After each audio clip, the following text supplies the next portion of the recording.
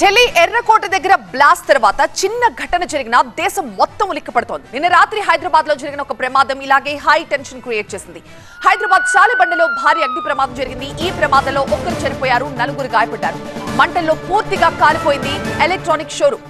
10 fire ఇంజిన్లతో మంటల్ని ఆర్పారు అగ్నిమాపక సిబ్బంది. Gomati electronic showroom ఇది చాలిబండలో ఉంది.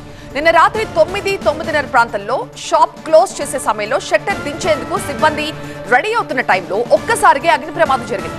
చూస్తుండగానే మొత్తం షాప్ అంతా మంటలు అంతెత్తు నెగిసిపడ్డాయి. అక్షరం ఏం జరుగుతుందో ఎవరికి ఏం అర్థం కాలేదు.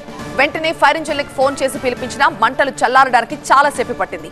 10 ఫైర్ ఇంజిన్లు రంగంలోకి దింపి ఎట్టకేలకు మంటల్ని అదుపు చేశారు. షోరూమ్ లో అగ్ని కీలల ధాటికి ఒక వ్యక్తి ప్రాణాలు కోల్పోయాడు.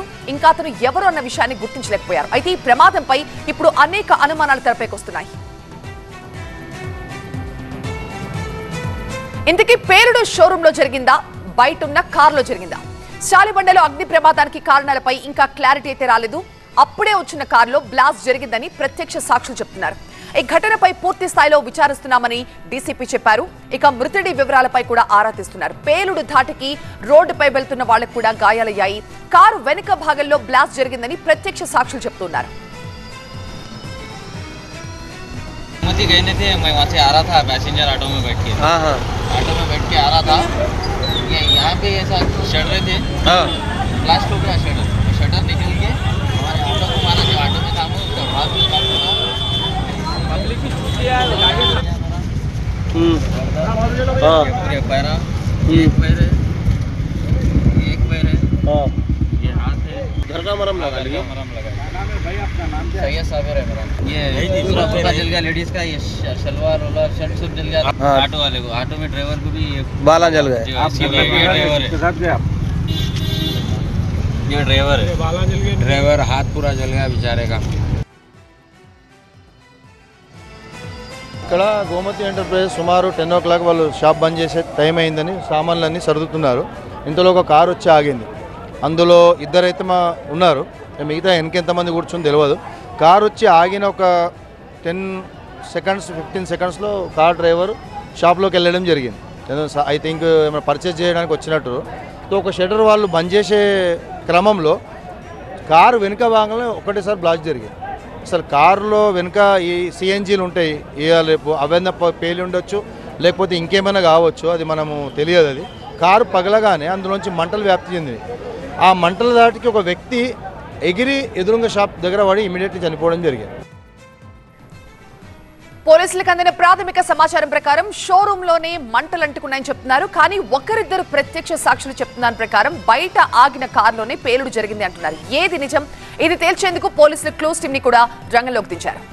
మా ప్రతినిధి నూర్ ప్రస్తుతం మనకి లైవ్ లో జాయిన్ అవుతున్నారు మరింత సమాచారంతో. నూర్, ఒక పక్క షాప్ లోనే మంటలు వచ్చాయని చెప్తున్నారు, మరోవైపు ప్రత్యక్ష సాక్షులేమో కారు వెనక భాగంలో ఏదో పేలింది అని చెప్తున్నారు.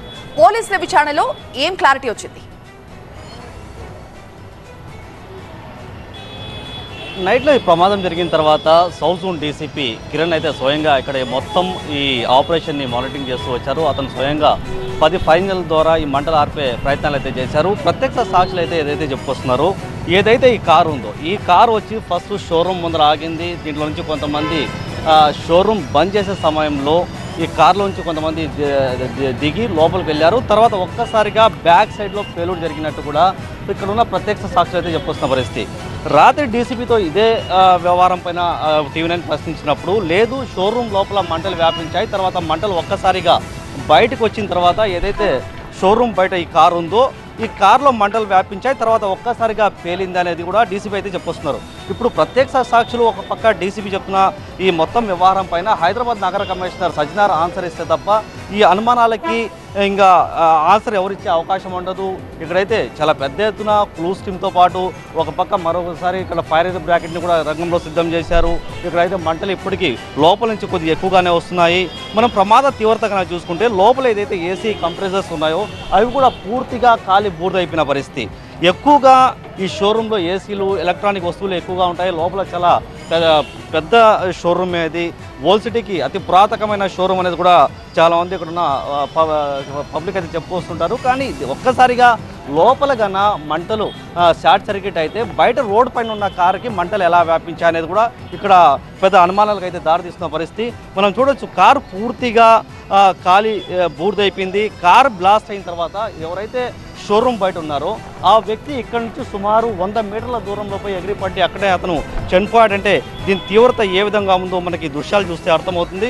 ఈ కారు పూర్తిగా కాలి బూడిదైపోయిన పరిస్థితి. ఎలాంటి ఇక్కడ పులూస్ కావచ్చు, ఎలాంటి వెహికల్స్ నెంబర్ కూడా లేదు. అంత ప్రమాదం అంత తీవ్రంగా ఈ ప్రమాదం జరిగింది.